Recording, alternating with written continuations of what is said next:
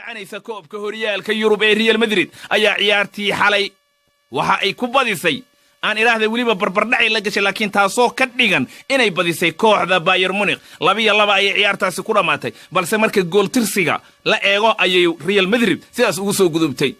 tababaraha kooxdaasi Zinedine Zidane oo ciyaarta kadib wariyaasha la hadlay ayaa sheegay in kulankii xalay uu ahaa mid aad u adag Real ayaa ciyaarta finalka la dheeli doonta Liverpool ama Roma midda caawa soo badiso ciyaarta caawa waxay ka dhici doontaa garoonka Olympiacos ee dalka magaalada Roma aan iraahday waxayna Liverpool lugtii hore ku soo baxday 5-2 waxa la sugayaa oo isha wiil si weyn loogu hayaa Mohamed Salah Qali wiilka reer Masar ee gureylaha ah ee kooxda Liverpool u dheela wiilkaas oo la yiri si weyn bay kooxda Liverpool caawa ugu tiirsan tahay dhinaca kale tababaraha ama macalinka kooxdaasi ayaa wuxuu sheegay in riyo fiican ay caawa u noqon lahayd haddii ay badiyaan wahagaag